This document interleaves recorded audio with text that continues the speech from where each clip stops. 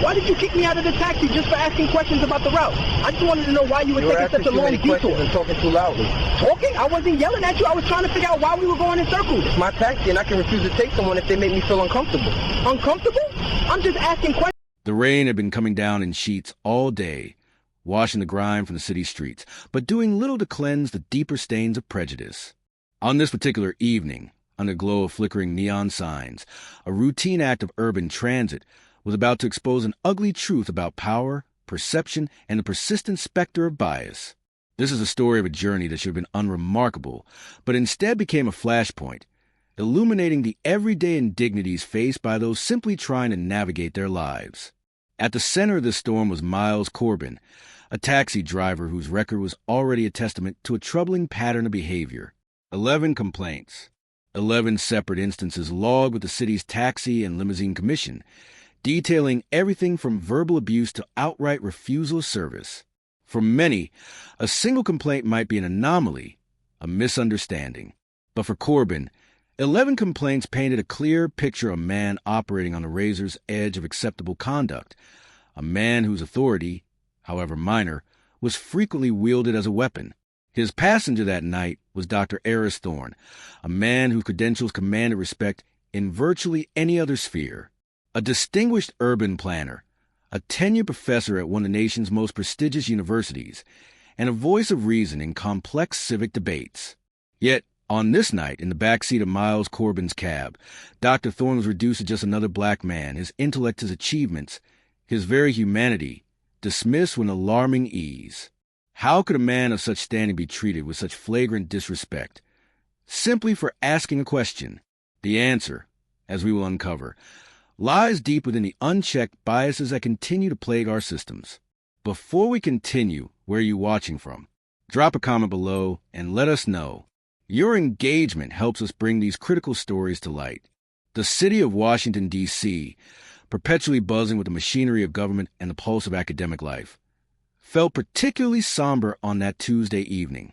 A chill late autumn rain slicked the avenues, reflecting the hurried dance of headlights and tail lamps.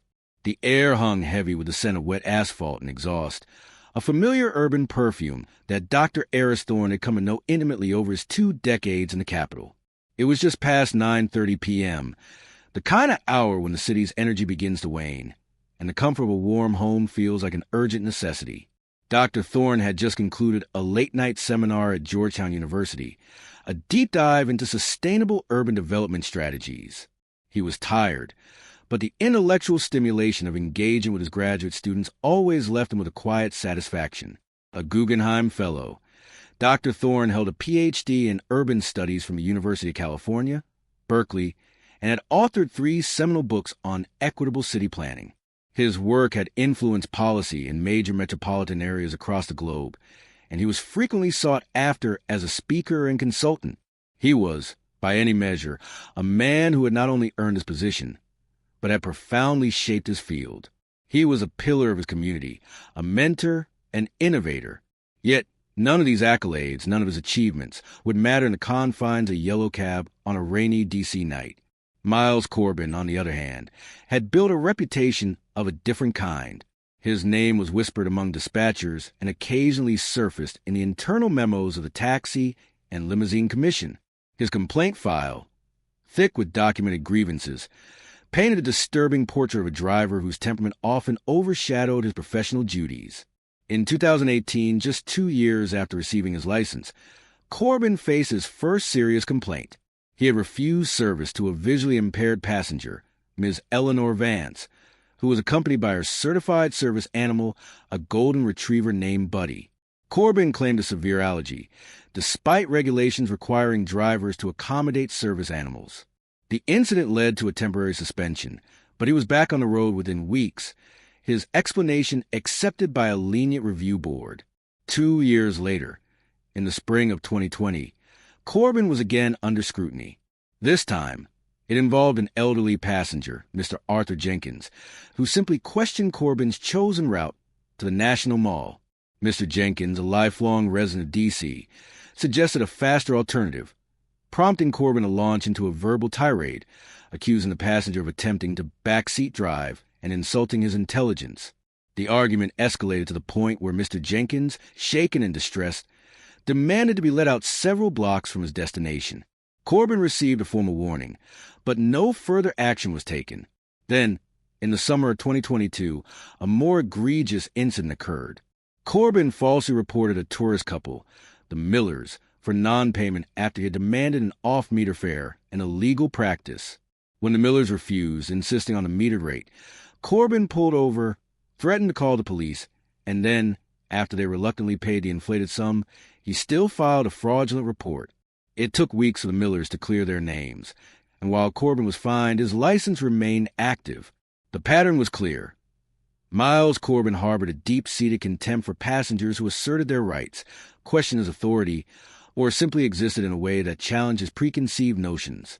His history was not just a series of isolated incidents. It was a trajectory of escalating disrespect, culminating in the events of that rainy D.C. evening. Dr. Thorne, seeking refuge from persistent drizzle, hailed Corbin's cab outside the university gates. The yellow vehicle pulled to the curb with a hiss of wet tires.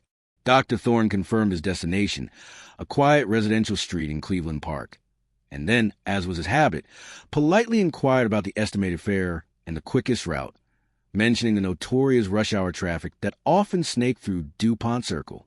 It was a mundane, legitimate question, born of efficiency and a desire to avoid unnecessary delays. He wasn't challenging Corbin. He was simply engaging in the kind of reasonable inquiry that any paying customer might make of a service provider. But in Miles Corbin's mind, the question was not mundane. It was an affront. It was a challenge to his perceived authority, a subtle insubordination from a passenger he had already, perhaps subconsciously, categorized. The call wasn't from dispatch. It was an internal siren of bias blaring in Corbin's own mind, an automatic trigger that transformed a simple question into a perceived threat. The initial exchange was rapid fire, almost imperceptible in its escalation. "Cleveland Park, please," Dr. Thorne stated, settling into the back seat. "All right," Corbin grunted, pulling away from the curb. "Could you take Wisconsin Avenue, please?" "I find it's usually quicker this time of night. Avoids a DuPont gridlock," Dr. Thorne offered, his tone neutral, conversational. Corbin's knuckles tightened on the steering wheel. He glanced into the rear-view mirror, his eyes narrowing. "I know how to get to Cleveland Park. I don't need your directions." His voice was laced with an immediate defensive edge. Dr. Thorne, surprised by the abrupt hostility, attempted to de-escalate. "Of course, I just thought with the rain. Traffic might be heavier than usual. It's simply a suggestion."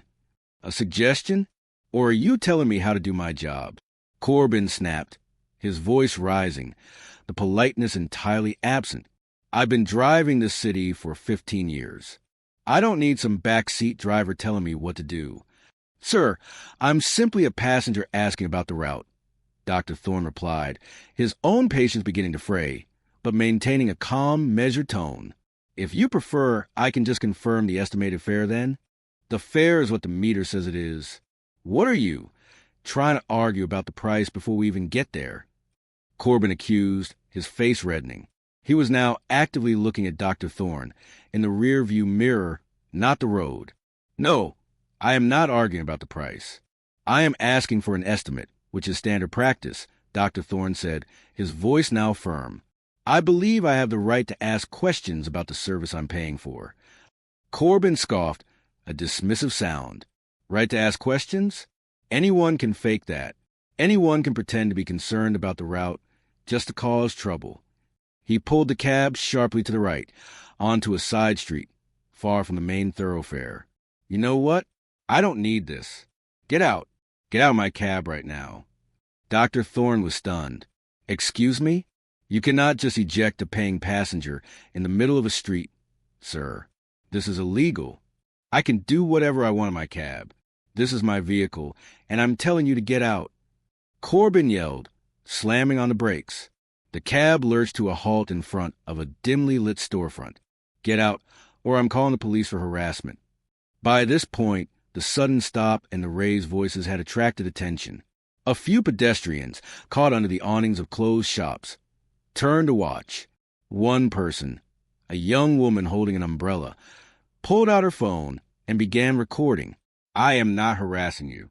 I am asking for your license number, as I intend to report this incident," Dr. Thorne stated, reaching for his phone. "You're not getting anything from me. Get out." Corbin unbuckled his seatbelt, half turning his seat, his posture menacing.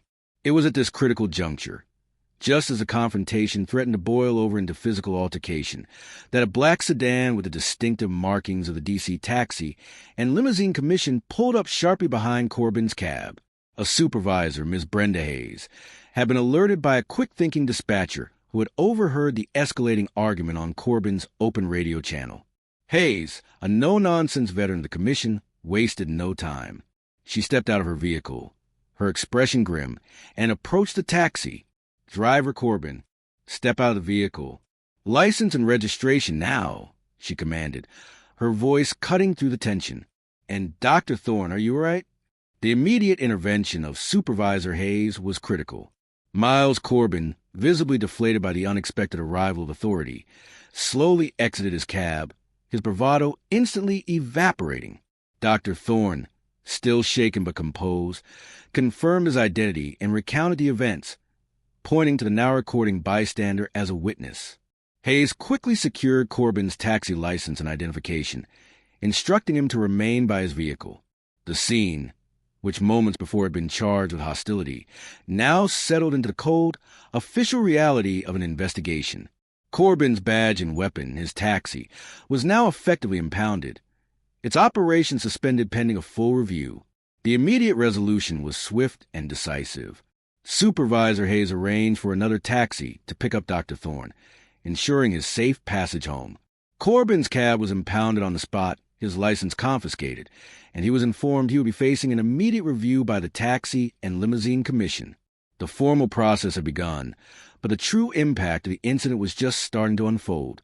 Should officers, or in this case, service providers like taxi drivers, who illegally eject passengers or engage in discriminatory behavior, face automatic termination or permanent license revocation? This is not merely a question of discipline. It's a question of public trust and safety. Within hours, the bystander video, captured by Ms. Maya Rodriguez, a Georgetown student, exploded across social media platforms. Posted initially to TikTok and X, it quickly garnered millions of views. The hashtags #JusticeForThorne, #TaxiBias, and #DCYellowCab began trending nationally. The raw footage, showing Corbin's aggressive demeanor and Dr. Thorne's calm, dignified response, resonated deeply with an audience all too familiar with similar experiences of racial profiling and everyday discrimination. News outlets picked up the story, featuring interviews with Dr. Thorne and Ms. Rodriguez, amplifying the outrage. The narrative was undeniable. A celebrated black academic, treated as a second-class citizen for the unforgivable sin of asking a question. The institutional responses were swift, pressured by the public outcry. Dr. Thorne, with the support of the ACLU and a prominent civil rights law firm, filed a comprehensive civil rights lawsuit against Miles Corbin personally and against the taxi company, Capital City Cabs, for negligent hiring, supervision, and racial discrimination. The lawsuit detailed claims of false imprisonment, emotional distress, and violation of civil rights under D.C. law. The Taxi and Limousine Commission launched an expedited, high-profile investigation, reviewing Corbin's extensive complaint history, which now seemed glaringly indicative of a systemic problem. Faced with overwhelming public condemnation, irrefutable video evidence, and the threat of a protracted legal battle that could severely damage its reputation and financial standing, Capital City Cabs moved quickly to settle. Within 2 months, Dr. Thorne was awarded a settlement of $1.2 million.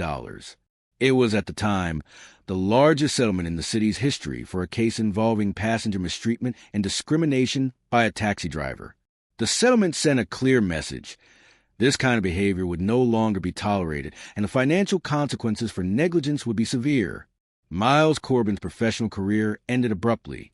Following the Commission's investigation, which corroborated Dr. Thorne's account and reviewed Corbin's extensive history of complaints, his taxi driver's license was suspended indefinitely, effectively leading to his permanent termination from the industry. The official termination letter, publicly released by the Commission, stated, Mr. Corbin has demonstrated a flagrant disregard for passenger safety and civil rights, exhibiting a pattern of unprofessional and discriminatory conduct that renders him unfit to hold a public-facing service license. His actions not only violated multiple commission regulations, but also severely undermined the public's trust in our transportation system. The process of decertification, the permanent revocation of his ability to operate a taxi, was initiated without delay. In the wake of the settlement and Corbin's professional downfall, Dr. Aris Thorne delivered a powerful, poignant testimony before the D.C. City Council, his voice resonating with a quiet authority that commanded attention. "If this can happen to me," he began, his gaze sweeping across the chamber, "a tenured professor, a recognized scholar, a man with professional standing that should, in theory, offer a degree of protection, simply for asking a clarifying question about a route, then what hope is there for others? What hope is there for the young student, the elderly citizen, the working parent, or anyone simply trying to get home without facing humiliation, disrespect, or outright discrimination?" His words hung in the air, a stark reminder that privilege and position offer no absolute shield against the pervasive forces of prejudice. He continued, "My experience, while painful, is not unique. It is a microcosm of countless daily indignities faced by black and brown individuals across this nation, often in spaces where they are most vulnerable, in transit, in commerce, in public life. This incident was not just about a rude taxi driver. It was about the insidious nature of implicit bias, unchecked power, and a system that allowed a pattern of egregious behavior to persist for far too long. Should incidents like this, which clearly demonstrate a pattern of discriminatory behavior by a licensed service provider, trigger a comprehensive federal investigation into the enforcement of anti-discrimination policies within public transportation sectors nationwide, the implications extend far beyond a single city.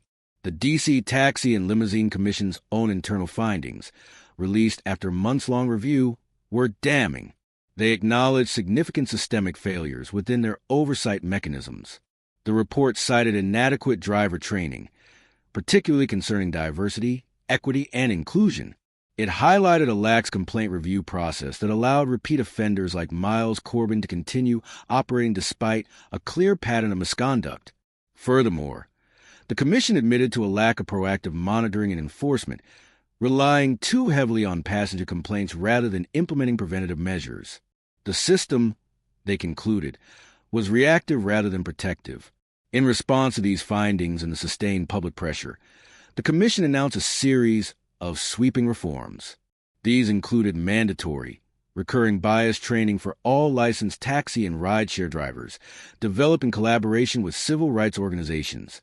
A new, more robust complaint system was introduced, featuring clearer reporting protocols and a dedicated rapid response unit for severe incidents.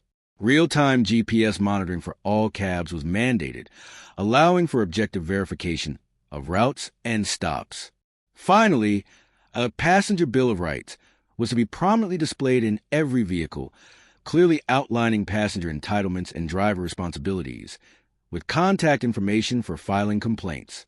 The aim was to foster a culture of respect and accountability, ensuring that no passenger would endure what Dr. Thorne had. The incident involving Dr. Aris Thorne and Miles Corbin was more than just a deplorable act of individual misconduct. It was a glaring spotlight on how unchecked power, fueled by implicit bias, can override basic principles of service, dignity, and respect within public-facing industries. It exposed a systemic vulnerability, a chink in the armor of what should be a safe and equitable service. The fact that a man of Dr. Thorne's stature could be so brazenly dismissed and ejected, simply for asking a legitimate question, underscores a pervasive nature of bias that often sees black individuals, regardless of their achievements, as inherently less credible, less deserving of polite engagement, and more prone to suspicion. The consequences for Miles Corbin were severe and appropriate. The loss of his livelihood, the permanent revocation of his license. For capital city cabs, the financial penalties, the reputational damage, and the mandatory reforms served as a costly lesson in corporate accountability. But the true cost extends beyond dollars and cents. It's measured in the erosion of trust, the perpetuation of fear, and the daily burden carried by those who must constantly brace themselves for the next microaggression, the next unjust dismissal. The challenge now is not just to implement these reforms, but to ensure they are sustained, rigorously enforced, and genuinely transformative. Will the mandatory bias training truly shift attitudes? Will the new complaint systems empower passengers and hold drivers accountable? What changes now, beyond the headlines and the initial outrage? Should there be a national database for all licensed service professionals, from taxi drivers to police officers, that tracks and publicly reports multiple complaints of discrimination and misconduct, allowing consumers and employers to make informed decisions? Let us know your thoughts in the comments below. This story is a stark reminder that the fight for dignity, for basic respect, is far from over. It highlights that the struggle for civil rights is not confined to grand marches or legislative battles. It is fought in the everyday spaces we inhabit, in the transactions we make, in the simple act of trying to get home. We're not stopping until every passenger can travel safely and with dignity, until every individual is treated with the respect they deserve, regardless of their skin color, their background, or their status. It's about all of us demanding a system that truly serves everyone.